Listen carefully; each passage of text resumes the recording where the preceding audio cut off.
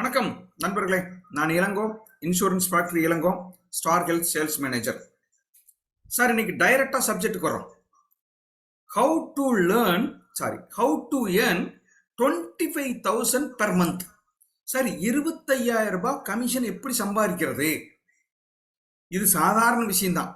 But அடுத்து வரப்போறதுதான் முக்கியம். From no money customer அப்படின்னு என்னங்க? பணம் எங்கிட்ட இல்லை சார், என்னால் பாலிசி எடுக்க முடியாது சார், அப்படி சொல்ற கஸ்டமர்கிட்ட இருந்து 25,000 ரூபாய் மந்த்லி கமிஷன் வாங்குறது எப்படி? அதுக்கு என்ன ஸ்கிரிப்ட் நான் சொல்லணும்? பிஎன்பிஎலோட ஸ்ட்ராட்டஜி என்ன? இதைத்தான் இன்னைக்கு பார்க்க போறோம்.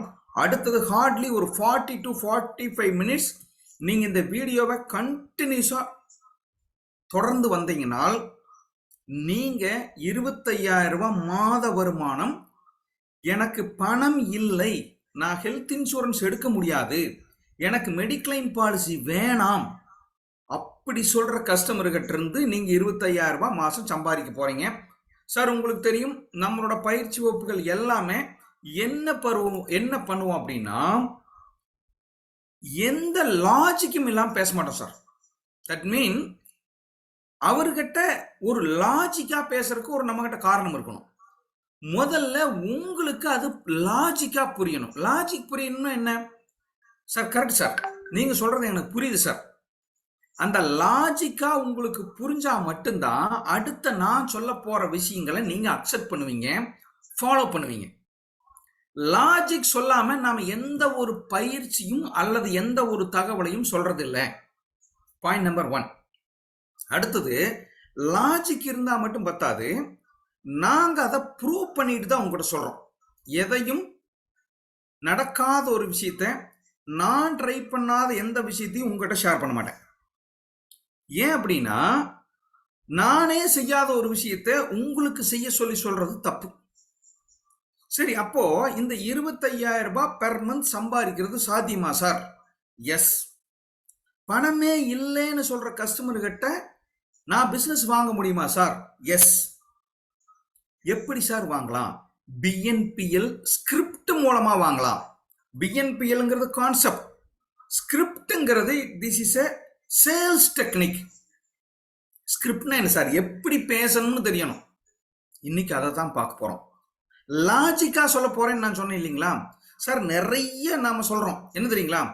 கஸ்டமர் வேணான்னு சொல்றாரு சார், பணம் இல்லைன்னு சொல்றாரு சார், எந்த காரணமே சொல்லாம போஸ்ட்போன் பண்றாரு சார். இப்படி நிறைய இல்லைங்கிற விஷயம் வருது. ஆனா அதுக்கு உண்மையான காரணம் என்ன தெரியுங்களா? நீங்க சரியான கஸ்டமரை அப்ரோச் பண்ணலை. சரியான கஸ்டமர்னா எடுக்கிறதுக்கு வாய்ப்பு இருக்கிறவங்க கிட்ட நீங்க கேட்காம, எடுக்கிறதுக்கு வாய்ப்பே இல்லாம அல்லது பிரீமியம் கட்டவே முடியாத ஆளுங்க கிட்ட போய் பிரீமியம் கேட்கறதுனால மட்டும்தான் நோங்கிற ஆன்சர் வருது, போஸ்ட்போன்கிற ஆக்ஷன் வருது, அல்லது சம்பந்தமே இல்லாம காரணத்தை அவரு ஒத்தி வைக்கிறார். நல்லா புரிச்சுக்குங்க முகவன் நண்பர்களே. ஒரு கஸ்டமர் நோ சொல்றாருன்னா அவர் சும்மா சொல்ல, பின்னால நிறைய காரணம் இருக்கும். அதுக்கு மெயின் காரணம் நீங்க செலக்ட் பண்ண கஸ்டமரே தப்பு. இன்னைக்கு அதையே நாம லாஜிக்கா பார்க்க போறோம். ஓகே நண்பர்களே, கேன் வி ஸ்டார்ட்? இன்னைக்கு நாம என்ன பண்ண போறோம்? 25,000 ரூபாய் மாசம் சம்பாதிக்க போறோம் கமிஷன். எப்படி? பணமே இல்லைன்னு சொல்ற ஆளுகிட்ட இருந்து சம்பாதிக்க போறோம். பெரிய ஆளுங்கிட்ட நான் சம்பாதிக்க போறது சொல்ல, அது நிறைய முகவர்கள் நம்ம பண்ணிட்டு இருக்கோம், அல்லது நமக்கு தெரியும். இன்னைக்கு நான் என்ன சொல்ல போறேன்னா, உங்களுக்கு எங்கிட்ட பணம் இல்லை, என்னால முடியாது, இது பெரிய அமௌண்ட், இது சாத்தியமே இல்லை சார், சான்ஸே இல்லை ராஜா அப்படின்னு சொல்ற கஸ்டமர் கிட்ட இருந்து நான் மாசம் 25,000 ரூபாய் கமிஷன் எப்படி சம்பாதிக்கிறதுங்கிறது தான் இன்னைக்கு சொல்ல போறேன். லாஜிக்கா சொல்ல போறோம். ஓகே நண்பர்களே, சரி இப்போ இந்த லாஜிக் பேசுவோம் சார். அதாவது நிறைய கஸ்டமர் இருக்கிறாங்க, நிறைய டிஃப்ரெண்ட் ஸ்டைல் கஸ்டமர் இருக்கிறாங்க, லைஃப் ஸ்டைல் கஸ்டமர். நான் ஒரு 4 லைஃப் ஸ்டைல் உங்களுக்கு சொல்ல போறேன். 4 லைஃப் ஸ்டைல் சொல்ல போறதுக்கு முன்னால, லைஃப் ஸ்டைல்னா என்ன சொல்றேன்? லைஃப் ஸ்டைல்னா ஒண்ணுமே இல்லைங்க, நீங்க வாழும் விதம் அல்லது அந்த கஸ்டமர் வாழும் விதம். சார், ஒரு பேனா 2 ரூபாய் 50 காசுக்கு பேனா இருக்கு, 1 ரூபாய்க்கெல்லாம் கூட பேனா இருக்கு.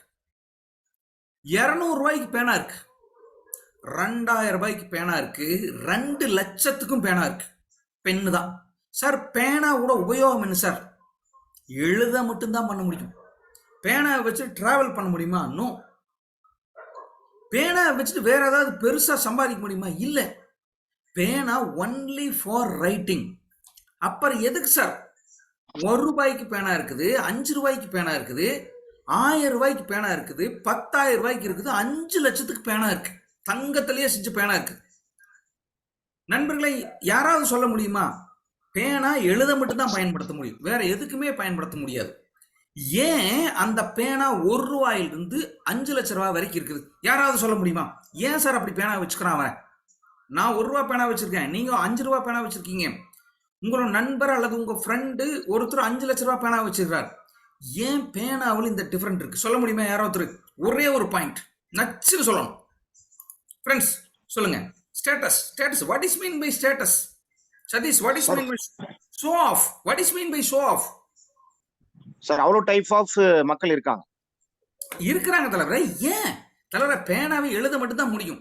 1 ரூபா பேனா வாங்கினா எழுத முடியல. 5 லட்ச ரூபா பேனா எதுக்கு வச்சிருக்கிறார்? 500 ரூபா பேனாவை அவர் ஏன் வச்சிருக்கிறார்? Prestigious sir. What is a prestige? நண்பர்களே, நான் டைம் எடுக்கல. அதாவது என்னோட வாழ்க்கை தரத்தை நான் அந்த பேனா மூலமா காமிக்கிறேன். அப்படின்னு என்னோட வாழும் விதம் சார்.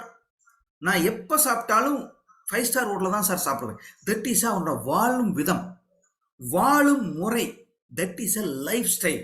ஒரே வேலையை நான் காஸ்ட் அதிகமா பண்ணி பண்றேன் பாத்தீங்களா? That is a life style.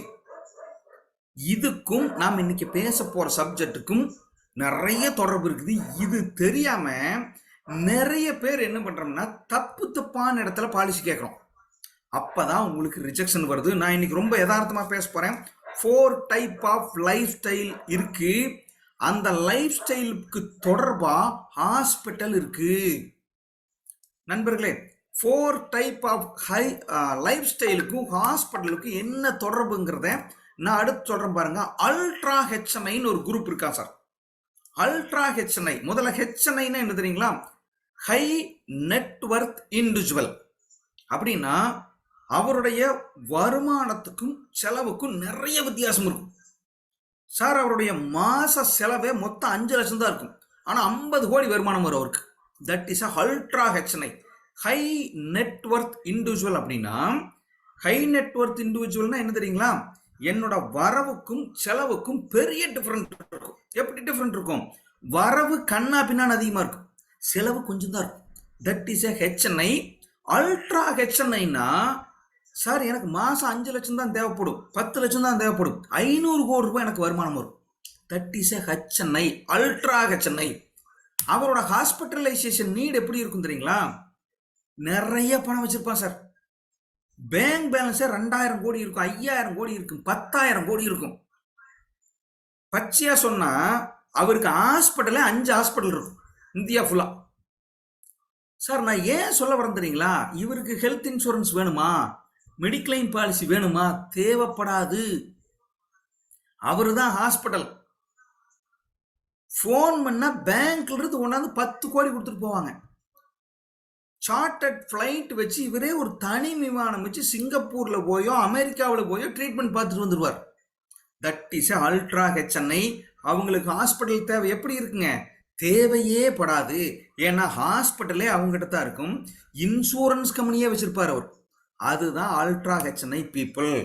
அடுத்தது HNI, just HNI, upper middle class. அப்படின்னா 4 லட்சம் 5 லட்சம் மாசம் வருமானம் வரும், மாசம் ஒரு 50,000 ரூபாய் செலவு வரும், அவ்வளவுதான். சேமிப்பு நிறைய இருக்கும். HNI and upper middle class, middle கிளாஸை விட தாண்டி இருப்பாங்க. இவங்கெல்லாம் எப்படி ஹாஸ்பிட்டல் செலவு பண்ணுவாங்கன்னா மல்டி ஸ்பெஷாலிட்டி ஹாஸ்பிட்டலுக்கு போவாங்க. சின்ன ஹாஸ்பிட்டலுக்கு போக மாட்டாங்க, இருக்கிறதுலே top class hospital. Chennai, Bangalore, Mumbai, வாய்ப்பு இருந்தா ஃபாரின் ட்ரீட்மெண்ட் போவாங்க. இவங்க கிட்ட காசு இருக்கும், ஆனா இவங்க என்ன பண்ணுவாங்கன்னா காசு செலவு பண்ணக்கூடாதுன்னு நினைப்பாங்க. மறுபடியும் சொல்றேன், நல்லா புரிஞ்சுக்கணும். அல்ட்ரா ஹெச்என்ஐ மிகப்பெரிய காசு கிடைக்கும் அந்த மெடிக்ளைம் பாலிசி, யாராவது எனக்கு காசு கொடுக்கணும், இதை அவங்க யோசிக்கவே மாட்டாங்க. இந்த ஹெச்என்ஐ சார் கொஞ்சம் பணக்காரர் சார், மிடில் கிளாஸோட மேல இருக்கிறாரு சார். இவங்கெல்லாம் என்ன நினைப்பாங்கன்னா, ஹாஸ்பிட்டலுக்கு போனா இருக்கிறதுலே நம்பர் 1 ஹாஸ்பிட்டலுக்கு தான் போகணும், ஆனா காசு நான் கட்டக்கூடாது, எனக்கு ஒரு இன்சூரன்ஸ் கம்பெனி சும்மா கொண்டாந்து கொடுக்கணும், ஃப்ரீ ட்ரீட்மெண்ட் நான் பார்க்கணும். அவர்கிட்ட காசு இருக்கும், ஆனா அவர் என்ன நினைப்பார், மெடிக்ளைம் பாலிசியில கிளைம் பண்ணணும்னு நினைப்பார், அல்லது ஒரு பெரிய மெடிக்ளைம் பாலிசி வச்சிருப்பார். லாஜிக்கா சொல்றேன், இவரெல்லாம் ஆல்ரெடி மெடிக்ளைம் பாலிசி எடுத்துட்டாங்க. இவங்க கிட்ட மறுபடியும் மெடிக்ளைம் பாலிசி விற்கிறதுக்கு 100க்கு 100% வாய்ப்பு இல்லை. நண்பர்களே, மறுபடியும் நான் சொல்றேன், ஹெச்என்ஐயும் அல்ட்ரா ஹெச்என்ஐக்கும் என்ன பண்ணலாம், பாலிசி விற்க வேண்டிய தேவையில்லை. ஏன்னா அல்ட்ரா ஹெச்என்ஐக்கு ஆல்ரெடி கம்பெனியே இருக்கும், அல்லது ஹாஸ்பிட்டலே அவரு தான், அல்லது பல கோடி இருக்கும்.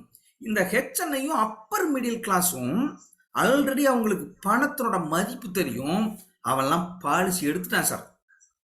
இந்த இடத்துல தான் நான் ஒரு பாயிண்ட் சொல்றேன், இந்த ஹெச்என்ஐ கிட்டையும் அப்பர் மிடில் கிளாஸ் கிட்டையும் போன் பண்றது நம்ம, சார் மெடிக்ளைம் பாலிசி நான் ஏஜென்ட் ஆயிருக்கேன் சார், வேணாம் சார் வச்சிருந்துருவார். காரணமே சொல்ல மாட்டார், ஏன்னா அவர் ஆல்ரெடி 50 லட்சம் வச்சிருப்பார், 1 கோடி வச்சிருப்பார். புரியுதுங்களா? நாம் என்ன நினைக்கிறோம், அவர் மேல பாலிசி வேணான்ட்டார் சார், யாரை கேட்டாலும் வேணாங்கிறான் sir.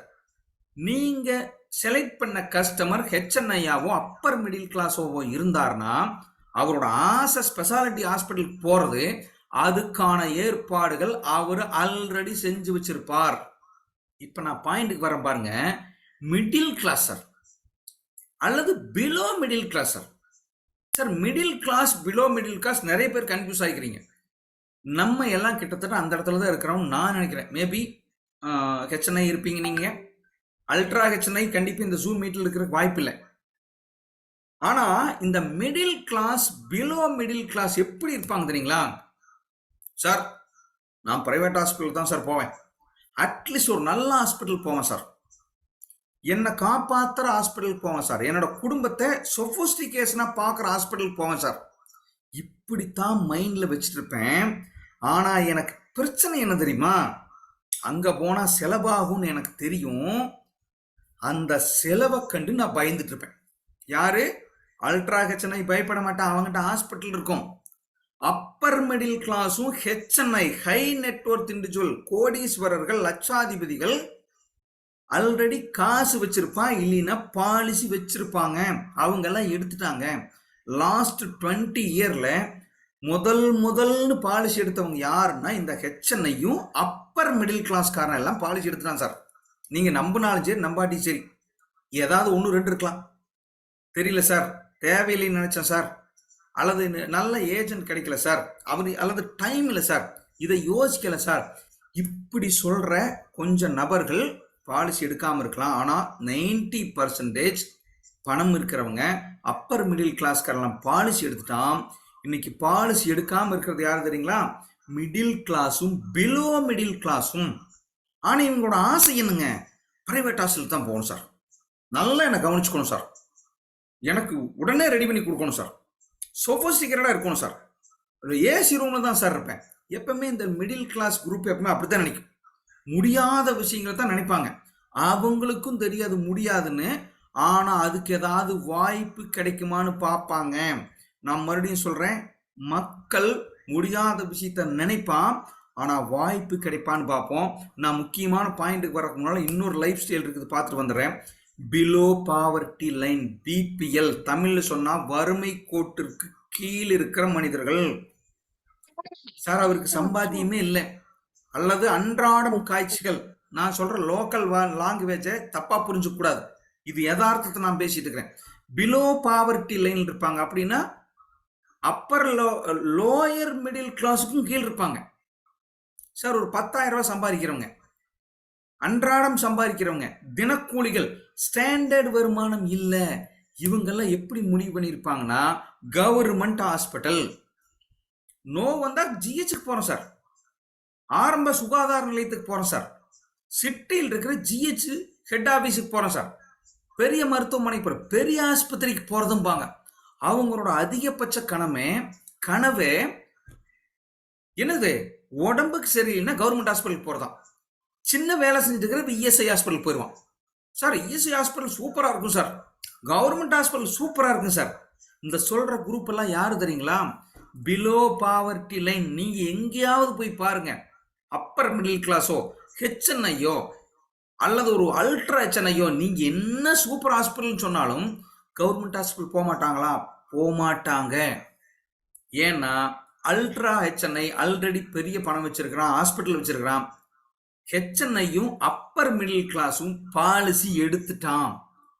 Middle class and lower middle class அவனுடைய கனவு பிரைவேட் ஹாஸ்பிட்டல் போனா தான் என்னை காப்பாற்ற முடியும்னு அவர் நம்புறாரு.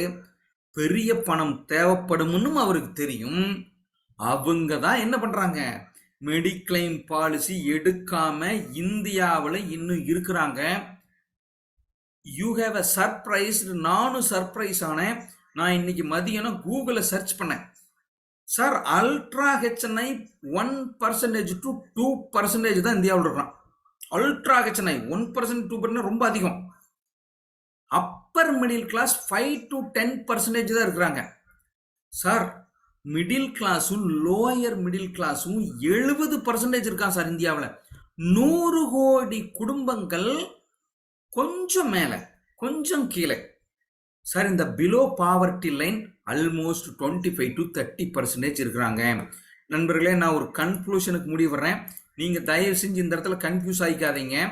ஹெல்த் இன்சூரன்ஸ் யாருக்கெல்லாம் சூட்டபிள்னு நான் சொல்ல போகிறேன்.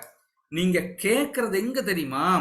ஒன்னா அல்ட்ரா ஹெச்என்ஐ கிட்டையும் ஹெச்என்ஐ கிட்டையும் கேட்குறீங்க, இல்லைன்னா ரொம்ப முடியாமல் இருக்கிற பிலோ பாவர்ட்டி லைன் கிட்ட கேட்குறீங்க. காசே சுத்தமா இல்லாத ஆளுகிட்ட போய் பாலிசி கேட்கறது, இல்லைன்னா மிகப்பெரிய காசு வச்சிருக்கிறவங்கிட்ட போய் பாலிசி கேட்கறது. இவங்க 2 பேருமே ஹெல்த் இன்சூரன்ஸ் நாட் சூட்டபிள். மேல இருக்கிற ஆளுக்கு ஏன் சூட்டபிள் இல்லை? ஹாஸ்பிட்டல் அவனுக்கு தான் பல கோடி பணம் வச்சிருக்கான், அவனுக்கு மெடிக்ளைம் பாலிசி வேண்டாம். கீழே இருக்கிறவன் உங்க பிரீமியம் பட்ஜெட் எக்காரணத்து கொண்டு முடியாது.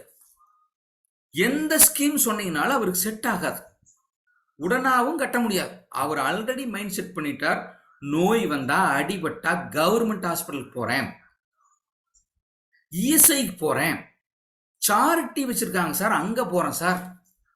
இவங்க கிட்டையும் பாலிசி விற்க முடியாது. ஹெல்த் இன்சூரன்ஸ் பாலிசி அன்பார்ச்சுனேட்லி, இதை நான் சொல்றதுக்கு ரொம்ப கஷ்டப்படுறேன்.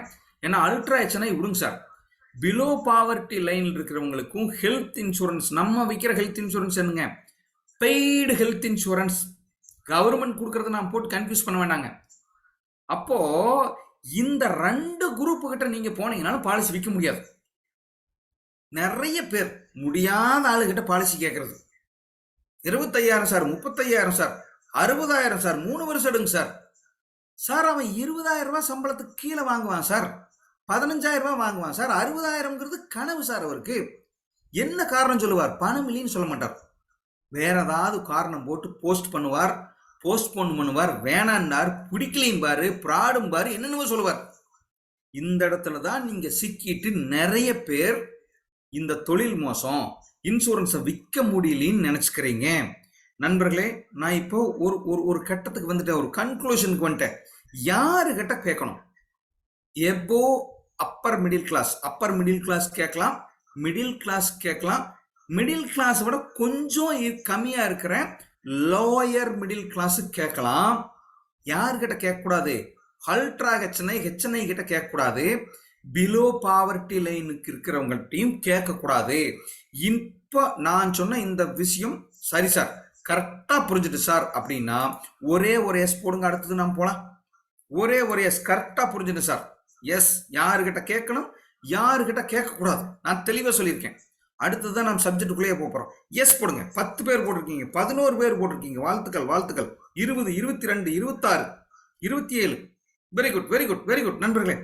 நீங்க என்ன நினைக்கிறீங்கிறத சொன்னா மட்டுமே நான் அடுத்தது வேகமா போறதா குறைவா போறதா டீட்டெயில்டா போறதான்னு சொல்ல முடியும். நாம எப்பவுமே லாஜிக் சொல்லிட்டு தான் உங்களுக்கு ஒரு கருத்தை சொல்லுவோம்.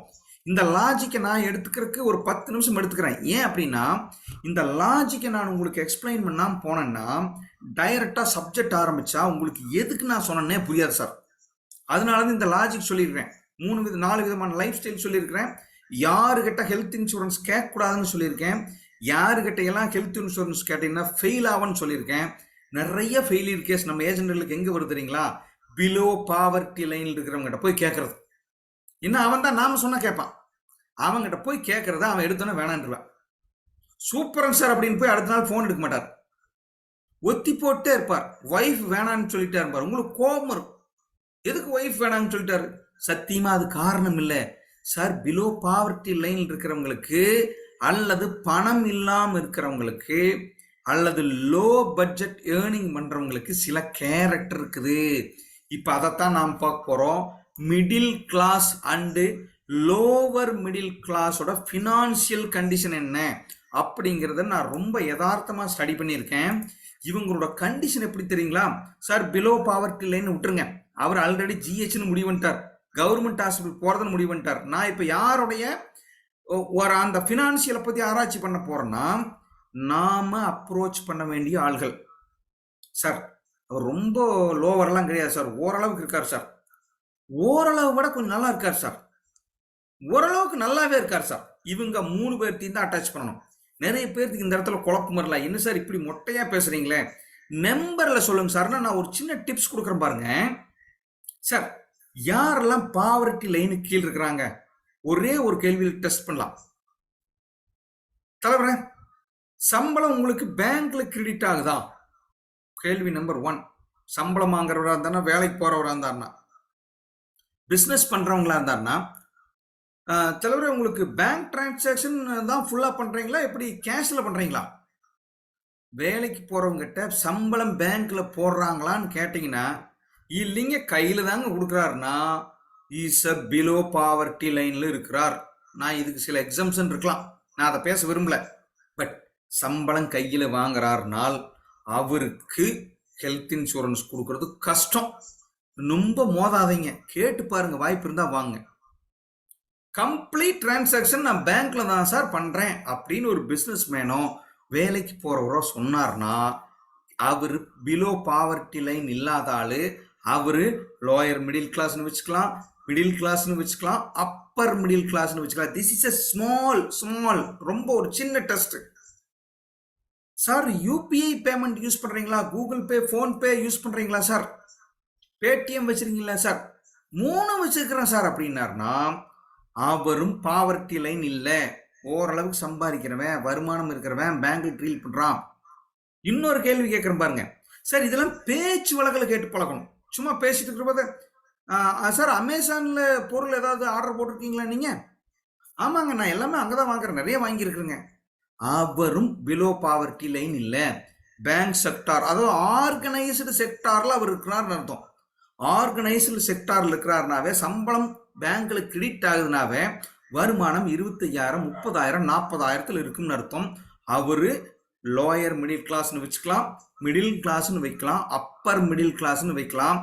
இவங்க கிட்டத்தான் மெடிக்ளைம் பாலிசி விற்க முடியும். நண்பர்களே புரியுதா நான் சொல்றது? புரியுதா? கிளியரா போயிட்டு இருக்குதா? படம் நல்லா போகுதா? எனக்கு அது தெரியல. மைக் ஓப்பன் இருக்குதா? யாராவது ஒருத்தர் சொல்ல முடியுமா? தலைவர்கள் சொன்னாலும் சரி, மைக் ஓப்பன்ல தான் இருக்குது. பார்ட்டிசிபென்ட் யாராவது சொல்லுங்க. கிளியரா இருக்கு.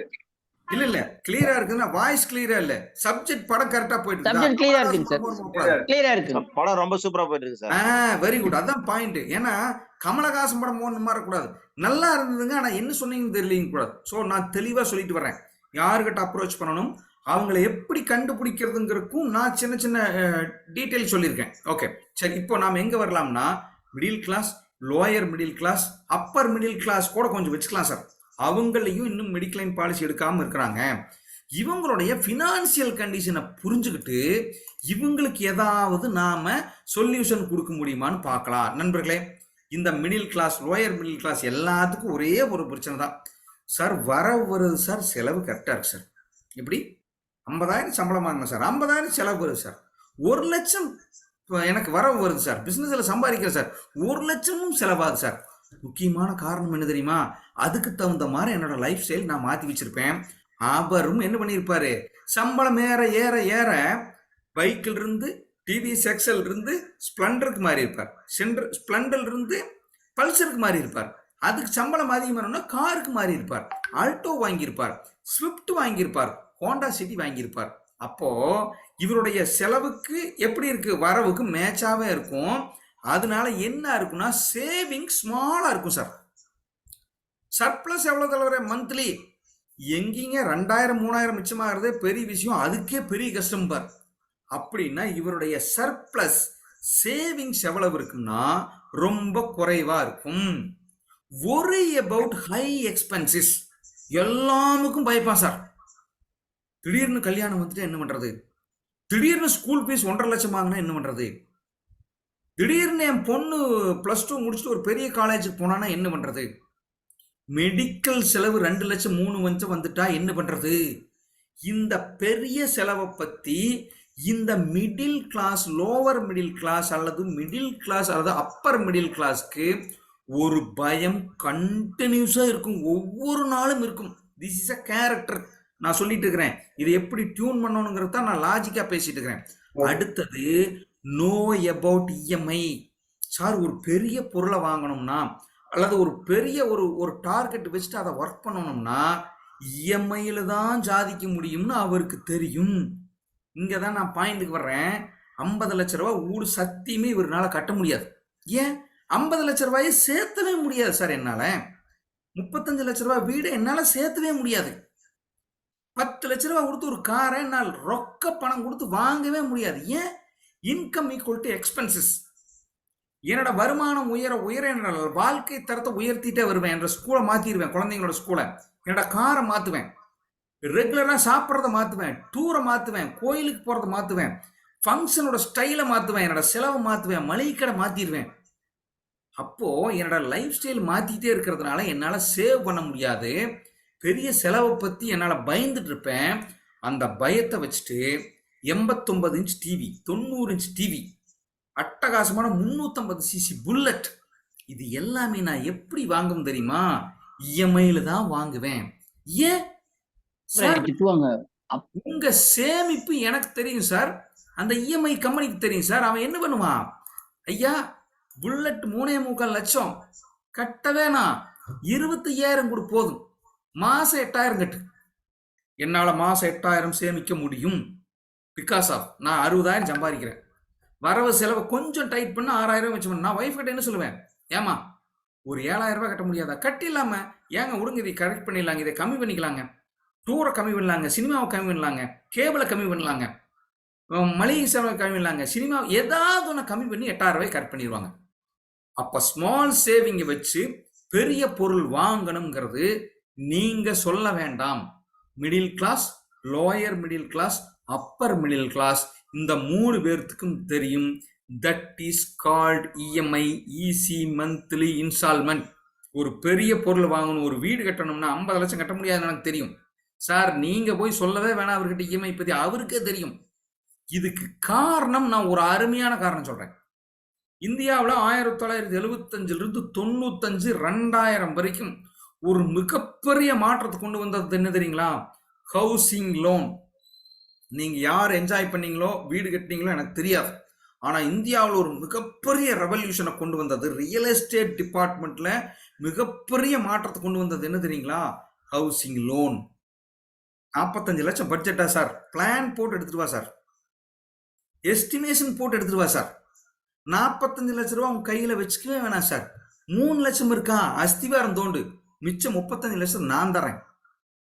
மாசம் 15,000 கட்டு சார். வாடகை வீடு 8,000 ரூபாய்க்கு இருக்கிறேன், 10,000 ரூபாய்க்கு இருக்கிறேன், இன்னொரு 5,000 ரூபாய் கொடுத்தீங்கன்னா 10 வருஷத்துல உனக்கு வீடு சொந்தம் சார். சார் சந்தோஷமா போய் வீட்டில் இருக்கிறான் சார் குடும்பத்தோட. எங்க வீடுங்கிறான், அவன் வீடு இல்லை, அது பேங்க்காரனோட வீடு. சந்தோஷமா கட்டுறான், ஒரு டியூ மிஸ் ஆகாம கட்டுறான். அவனுக்கு தெரியும் பெரிய சொத்தை சேர்த்த முடியாது, இஎம்ஐல தான் கட்ட முடியும்.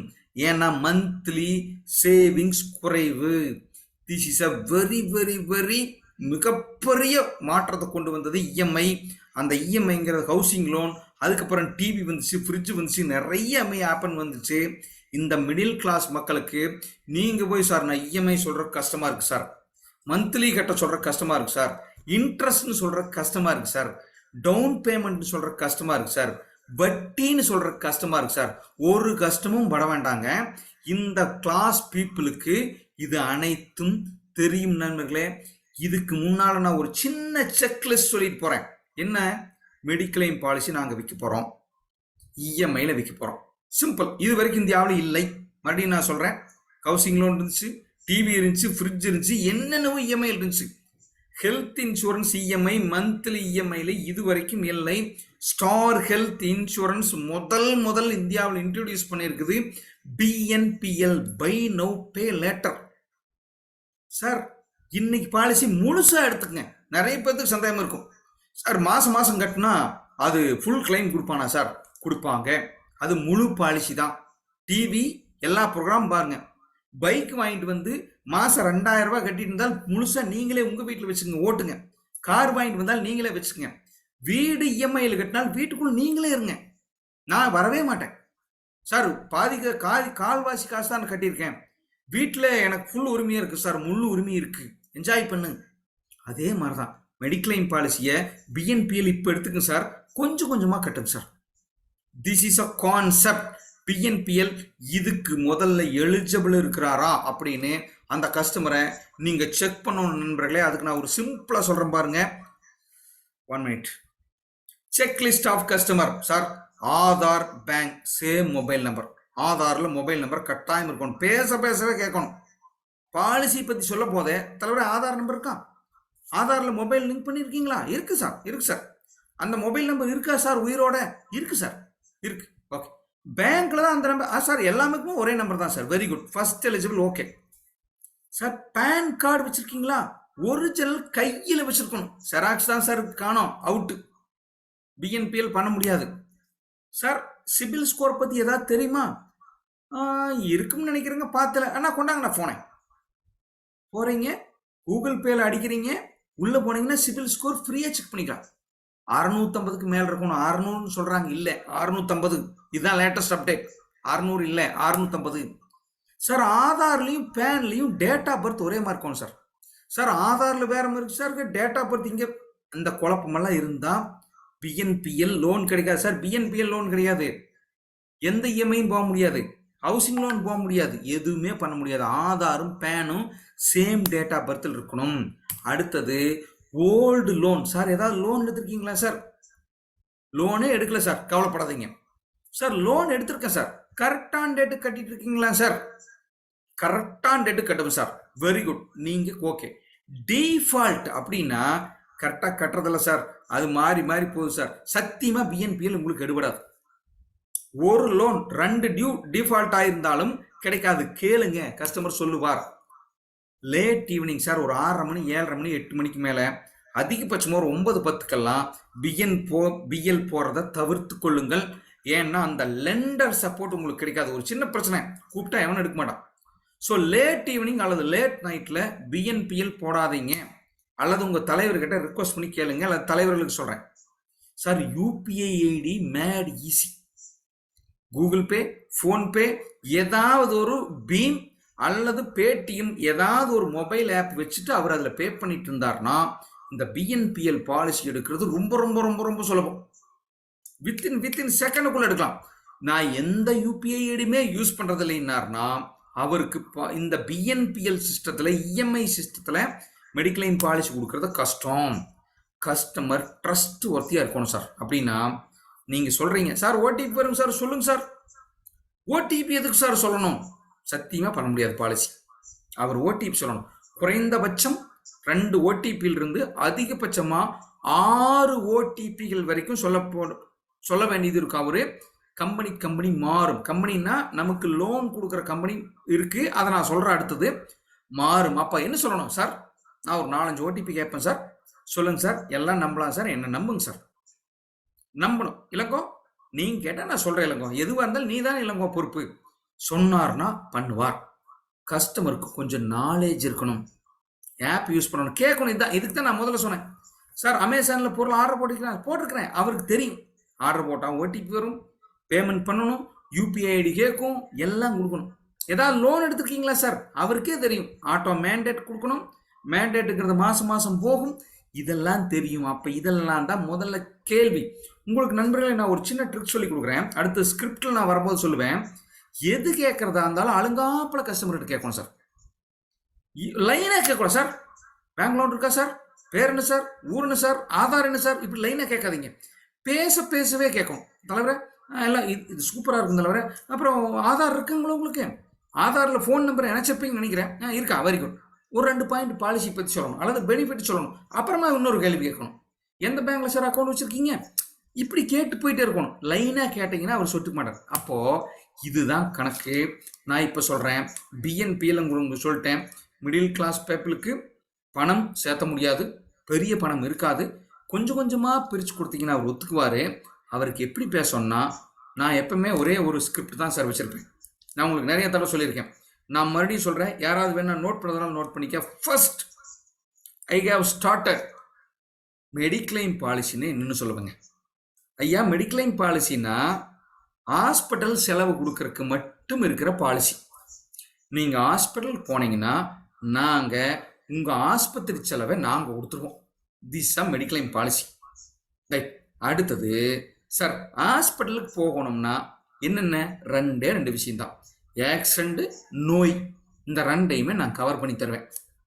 நான் இன்னொன்று சொல்லுவேன்னா, என்ன நீங்கள் உங்கள் ஸ்டைலில் இருந்தால் ஃபாலோ பண்ணிக்கங்க. வாய்ப்பு இருக்கிறவங்க இதை ஃபாலோ பண்ணி பாருங்கள். சார், என்னை பொறுத்த வரைக்கும் நான் உங்களுக்கு எதெல்லாம் கவர் ஆகாதுன்னு சொல்லுவேன் சார். சார், நான் இன்னும் இஎம்ஐ பற்றி பேசலை, பிரீமியத்தை பற்றி பேசலை, பாலிசியை பற்றி பேசிகிட்டு இருக்கிறேன் சார். எதெல்லாம் வராதுன்னு நான் சொல்கிறேன் சார் உங்களுக்கு. சார், 2 ரூல்ஸ் தான் சார். 30 நாள் வெயிட்டிங் பீரியட். முதல் 30 நாள் ஆக்சிடென்ட் மட்டும்தான் சார் கவர் ஆகும். 31வது நாளுக்கு அப்புறம் நோய்களும் கவர் ஆகும் சார். முதல் 30 நாளில் எந்த நோயும் வராது சார். 31வது நாளுக்கு மேலே நோய்கள் வரும் சார். சார், நோயினா என்னங்க? காய்ச்சல் அல்லது ஒரு வயிற்று பிரச்சனை, குழந்தைங்களுக்கு வர்ற பிரச்சனை, அல்லது பெரியவங்களுக்கு வர்ற ஒரு major issue, cancer, kidney failure, heart attack, இதெல்லாம் 31வது நாள் வந்து கவர் ஆகும் சார். ஏற்கனவே உங்களுக்கு ஏதாவது வியாதி இருந்து அதுக்கு மாத்திரை மருந்து சாப்பிட்டு இருந்தீங்கன்னா சார், அந்த பர்டிகுலர் வியாதிக்கு மட்டும் 3 வருஷம் நீங்கள் வெயிட் பண்ணணும் சார். அடுத்தது 2 இயர் வெயிட்டிங் பீரியடை நான் சூப்பராக பிரித்து சொல்லுவேன். எப்படின்னா, தலைவரே, ஆபத்தில்லாத சர்ஜரிகள் அல்லது நோய்கள்னு சொல்லி நாங்கள் ஒரு 10-12 சர்ஜரி வச்சுருக்கிறோம், 10-12 நோய் வச்சுருக்கிறோம். இந்த 12ஐயும் முதல் 2 வருஷம் கொடுக்க மாட்டேன் சார். பயப்படாதீங்க, இது உங்களுக்கு எந்த ஆபத்தும் பண்ணாது. இது இந்தியாவில் இருக்கிற 33 கம்பெனிக்கும் பொது சார். யாராவது ஒருத்தர் இதை கவர் பண்ணுறேன்னு சொன்னா அது பொய் சார். நான் உண்மை சொல்லி விற்கணும்னு நினைக்கிறேன் சார் அப்படின்னு ஒரு ட்ரஸ்ட் ஒருத்தர் கஸ்டமர்கிட்ட சொல்லுங்க. சொல்லி எப்படி பிரிப்புறீங்களா சார்? தலைப்பகுதியில் 3 விஷயம் வராது சார். கண்ணில் கேட்ராக்ட் வராது, மூக்கில் டான்சிலக்டமி, பிளாக் நாசில் பாக் வராது, தைராய்டு வராது. 3 விஷயம் தலையில் முடிஞ்சுதான். அடுத்தது கழுத்துல இருந்து இடுப்பு வரைக்கும் பிரிச்சு சொல்றேன் பாருங்க, நோட் பண்ணிக்கங்க சார். கிட்னி ஸ்டோன் கவர் ஆகாது. கீழே அல்சர், குடல்ல அல்சர் வராது. லேடிஸுக்கு கர்ப்பப்பை சம்பந்தமான எந்த ட்ரீட்மெண்ட்டும் வராது. ஹெர்னியா வராது, பைல்ஸ் வராது, முதுகுல பேக் பெயின் வராது, தண்டுவடம் சம்பந்தமான எந்த சிகிச்சையும் வராது. கீழே வெரிகோஸ் வெயின், நரம்பு சுருள்றது வராது, மூட்டு மாட்டு அறுவை சிகிச்சை வராது. இதுதான் உங்களுக்கு முதல் 2 வருஷத்துக்கு வராது சார். சிம்பிளா சொன்னா சார், 31வது நாளை தாண்டிட்டீங்கன்னா அனைத்து வியாதிகளும் கவர் ஆகும் சார். ஏற்கனவே உங்களுக்கு வியாதி இருந்தா இது 3 வருஷத்துக்கு வராது சார். சார், உங்களுக்கு ஏதாவது கேள்வி இருக்கான்னு கேட்டா கஸ்டமர் என்ன சொல்லுவா தெரியுங்களா? நான் தெளிவா சொல்லியிருக்கேன். ஓகே சார், அடுத்து நான் பிரீமியம் சொல்லட்டுமா சார்? ஃபர்ஸ்ட் நான் உங்களுக்கு கால்குலேட் பண்ணி ஃபர்ஸ்ட் இயர் பிரீமியத்தை மட்டும் சொல்லுவேன். ஃபார் எக்ஸாம்பிள் 20,000 சார் பிரீமியம், ரவுண்டா சொல்றேன் சார். உங்க ஃபேமிலிக்கு 20,000 சார். நீங்க ஒரே டியூவில் கட்டிட்டு 20,000 கட்டிட்டு போயிடலாம் சார். சார், நான் இந்த இடத்துல உங்களுக்கு ஒரு ஆஃபர் சொல்லணும்னு நினைக்கிறேன். ஸ்கிரிப்ட் சொல்லிட்டு இருக்கிறேன், தெளிவாக புரிஞ்சுக்கணும். ஸ்கிரிப்ட் சொல்லிட்டு இருக்கிறேன். நான் எங்கேயுமே பிஎன்பிஎல் பற்றி பேசல, இஎம்ஐ பற்றி பேசல. இப்போ தான் நான் ஆரம்பிக்கிறேன். ஐயா, பேங்க் ஆஃபர் இருக்கு. ஸ்டார் ஹெல்த் அண்ட் பேங்க் 2 பேரும் சேர்ந்து பேங்க் ஆஃபர் கொடுக்குறாங்க. இந்த பேங்க் ஆஃபருங்கிறது என்னன்னா, ஈஸியாக பிரீமியம் கட்டுறதுக்கு ஒரு ஹெல்ப் பண்ணி கொடுக்குறாங்க. எந்த பேங்க்ல தலைவராக இருக்குது அக்கௌண்ட்டு? டக்குன்னு நோட் பண்ணிக்கணும் எந்த பேங்க்ல சொல்றாருன்னு. ஒரு 4 பேங்க் சொன்னா மட்டும் வேற மாதிரி சொல்லணும். மற்ற பேங்க் எந்த பேங்க்ல சொன்னாரு தலைவரே, சூப்பர், அந்த பேங்க்ல ஒரு ஆஃபர் இருக்கு. நான் சொல்றேன் பாருங்க, பிரீமியம் 20,000 ரூபாய் கட்ட வேண்டாம். முதல்ல ஒரு 12,000 ரூபாய் கட்டுங்க. 2 இயர் மைண்ட்ல வச்சுக்கணும். நான் பிஎன்பிஎல்னா எல்டிபி தான் வைக்கணும், லாங் டேர்ம் பாலிசி தான் வைக்கணும், 1 இயருக்கு சொல்லக்கூடாது. நான் 2 வருஷத்துக்கு கணக்கு போட்டேன், 20 20 40,000 கட்ட மாட்டேன், 36,000 தான் கட்டுவேன். அப்போ அதில் 30% நான் கணக்கு போட்டு என்ன சொல்லுவேன், ஐயா ஒரு 12,000 ரூபாய் கட்டுங்க, 20,000 ரூபாய் கட்ட வேண்டாம். அடுத்த 6 மாதத்துக்கு மிச்சம் எவ்வளவு இருக்குது, 36ல் 12,000 கழிச்சோம்னா கிட்டத்தட்ட 20 22,000 இருக்குது இல்லையா, 24,000 இருக்கு.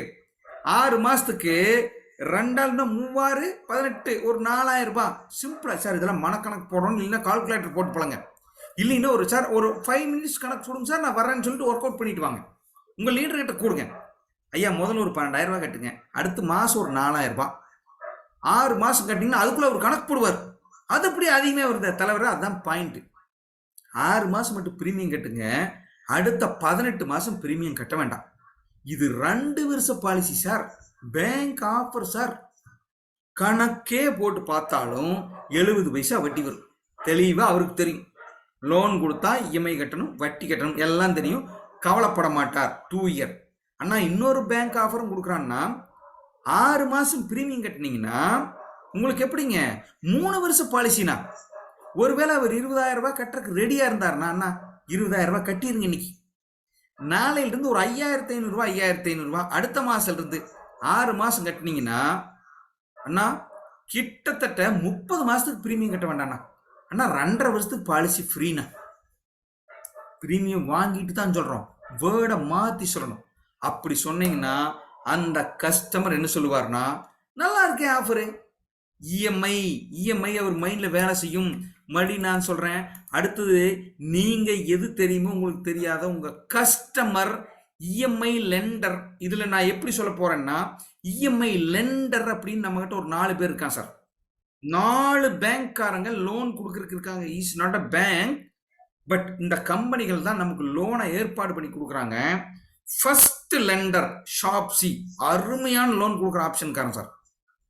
சார் ஐசிஐசி பேங்க்கு, கொடாக் பேங்க்கு, ஆக்சிஸ் பேங்க்கு, கிட்டத்தட்ட ஹெச்டிஎஃப்சி பேங்க், இந்த 4 பேரும் என் பேங்க் இதுதான் சார்னு சொல்லிட்டாருன்னா பேசவே அவரோட மொபைல் நம்பர் ஒரு குரூப் இருக்கிறது உங்களுக்கு தலைவருக்கு அனுப்புனீங்கன்னா அந்த பேங்க்காரன் இவருக்கு ஆஃபர் கொடுக்குறானான்னு சொல்லிடுவான். அந்த ஆஃபர் எப்படி இருக்குன்னு தெரியுங்களா? ஆனால் பாலிசி போடுறதுக்கு விருப்பப்பட்டீங்கன்னா உங்கள் ஆதார் கார்டு, பேன் கார்டு, உங்கள் பேங்க் ப்ரூஃப், உங்கள் குடும்பத்தினோட இருக்கிறவங்களோட ஆதார் ப்ரூஃப் மட்டும் எனக்கு ஒரு 10 நிமிஷம் அனுப்புனீங்கன்னா 5 நிமிஷத்தில் நான் பாலிசி போடுவேன்னா 1 ரூபா கூட நீங்கள் கட்ட வேண்டாம். 1 ரூபா கூட நீங்கள் கட்ட வேண்டாம், பாலிசி இப்பவே ஆயிரும். டியூ அடுத்த மாதம் 5ஆம் தேதி தானே எடுப்பேன். ஒருவேளை 25ஆம் தேதிக்கு மேலே அவர் பாலிசி போட்டாருன்னா அடுத்த மாதம் இல்லை அதுக்கடுத்த மாதம் தான் முதல் டியூவே எடுப்பேன். எப்படி? உங்களுக்கு மொத்த பிரீமியம் நான் ஒரு கால்குலேட் போடுவேன்.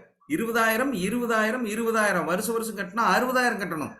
அண்ணா 56,000 ரூபாய்க்கு ஒரு சிம்பிளாக இன்ட்ரெஸ்ட் போட்டு டிவைடட் பை 12 போட்டு அண்ணா 12 மாதம் பிரீமியம் கட்டுங்க, அடுத்த 24 மாதம் பிரீமியம் கட்ட வேண்டாம். டவுன் பேமெண்ட் நோ டவுன் பேமெண்ட்னா நீ ஓகே சொன்னா போதுனா பாலிசி வந்துடும்னா. இதுதான் ஷாப் சி. இந்த 4 பேங்க் மட்டும்தான். ஆனால் இந்த 4 பேங்க் இருக்குங்க, ஆனால் டைரக்டாக பண்ண முடியலன்னா ஆக்சியோன்னு ஒரு கம்பெனி இருக்கான். இவன் என்ன பண்ணுறான்னா 12 மாதம் டியூவாக பிரிச்சுட்டு 3 வருஷம் பிரீமியம். நான் மறுபடியும் சொல்லிட்டு இருக்கிறேன், 12 மாதம் பிரீமியம், 24 மாதம் பிரீமியம் கட்ட வேண்டாம். ஒரே முட்டை 22,000 ரூபாய் கேட்காதீங்க, 20,000 ரூபாய் கேட்காதீங்க, 6,000 கேளுங்க கொடுப்பார், 5,000 கேளுங்க கொடுப்பார், 20,000 கிட்டதான். அதுதான் நான் சொன்னேன். மிடில் கிளாஸ் பீப்புளும் லோயர் மிடில் கிளாஸ் பீப்புளும் அப்பர் மிடில் கிளாஸ் பீப்புளும் என்ன நினைப்பாங்கன்னா பெரிய செலவு வரும்னு பயந்துட்டு இருப்பாங்க. அதை சேர்த்துறதுக்கு இஎம்ஐ வார்ப்பு அவங்களுக்கே தெரியும், நீங்கள் சொல்ல வேண்டாம். இந்த ஆக்சியோங்கிற பேங்க்கார எப்படி கொடுக்குறாங்கன்னா நமக்கு ஸ்டார் ஹெல்த் பாலிசிக்கு ஒரு டியூ மட்டும் அட்வான்ஸாக கட்டிடுங்க. 12 மாதமாக பிரிச்சுட்டு 4,000 ரூபாய் வச்சா இன்னைக்கு 4,000 மட்டும் கட்டுங்க, அடுத்த 5ஆம் தேதியிலேருந்து 11 மாதத்துக்கு மீதி 4,000 அவன் எடுத்துக்குவான். 3 வருஷம் பாலிசி கொடுத்துருவேன், 2 வருஷம் பாலிசி கொடுப்பேன். 1 இயர் பாலிசி பற்றி நான் பேச மாட்டேன். வேணா 1 இயர் பாலிசி கணக்கு போட்டு பார்த்தீங்கன்னா வட்டி அதிகமாக இருக்கும், வேண்டாம். அவங்களுக்கு ஒரு நல்ல பெனிஃபிட் கொடுங்க. மாதம் தானே பிரிக்கிறீங்க சார், 50 லட்ச ரூபாய் வீடை நான் கொடுக்குறேன் சார், மாதம் 14,000 சார் கட்டுவான். சார் எங்கிட்ட 50 லட்சம் பணம் இல்லை, கஸ்டமருக்கும் தெரியும். 50 லட்ச ரூபா வீடு கட்டணும்னா மாதம் 15,000 வட்டி கட்டணும், வாடகை கட்டணும், இஎம்ஐ கட்டணும் தெரியும். ஆக்சியோ முடியவே முடியல சார். அவருக்கு இந்த பேங்கே இல்லை சார். 4 பேங்க் அவர் இந்தியன் பேங்க்ல வச்சிருக்காரு, கனரா பேங்க்ல வச்சிருக்காரு, union bank, Karur Vaishya bank, இன்னும் 1008 பேங்க் இருக்குது. அந்த பேங்கை சொன்னார்னா, அண்ணா நோ ப்ராப்ளம்னா 30% டவுன் பேமெண்ட் கட்டுங்கண்ணா, மிச்சம் இருக்கிற பணத்துக்கு கொஞ்சம் வட்டி போட்டு அடுத்த 6 மாதத்துக்கு கட்டுங்கண்ணா, அடுத்த 1.5 வருஷம் பிரீமியம் கட்டாங்கண்ணா. 2 வருஷ பாலிசி மைண்டில் வச்சு தான் பேசணும், 1 வருஷத்தை பாலிசி பேசக்கூடாது. அடுத்தது இல்லைன்னு என்ன சொல்லணும்னா, ஒரு சின்ன டவுன் பேமெண்ட் கட்டுங்க, 6 மாதத்துக்கு பணம் பிரித்து கொடுக்குறேன், மாதம் மாதம் கட்டிங்க, அடுத்த 2.5 வருஷத்துக்கு பணம் கட்ட வேண்டாம்ண்ணா, பாலிசி ஃப்ரீண்ணா, ஜாலியாக இருக்குண்ணா, உங்கள் குடும்பம் சேஃப்ண்ணா. இப்படி பேசணும். கடைசியாக ஒரு கம்பெனி இருக்குது ஃபைபு, இதில் கொஞ்சம் இன்ட்ரெஸ்ட் ரேட் ஜாஸ்தி, ஆனால் எந்த லெவல் இருந்தாலும் அந்த கஸ்டமருக்கு அவங்க என்ன பண்ணுறாங்க, இஎம்ஐ கொடுக்குறாங்க. சிபில் ஸ்கோர் சரியில்லை அல்லது பழைய லோனில் பிரச்சனை இருந்தாலும் கடைசி லெவலுக்கு இருக்கிற இந்த கம்பெனி உங்களுக்கு லோன் வாங்கி கொடுக்குறாங்க, உங்கள் கஸ்டமருக்கு பிஎன்பிஎல் வாங்கி கொடுக்குறாங்க. இந்த 4 கம்பெனி தான். இந்த 4 பற்றி பெருசாக உழப்பிக்க வேண்டாம், நேரடியாக பண்ணுறவங்க தான் பண்ணணும். உங்கள் தலைவர்கிட்ட சொன்னால் அவர் அழகாக இதை உங்களுக்கு சப்போர்ட் பண்ணி கொடுப்பார். நான் முடிந்த அளவுக்கு கவர் பண்ணியிருக்கேன். நண்பர்களே, உங்களுக்கு ஏதாவது சந்தேகம் இருந்தால் ஒரு 2 to 3 minutes கேட்கலாம். தேங்க்யூ.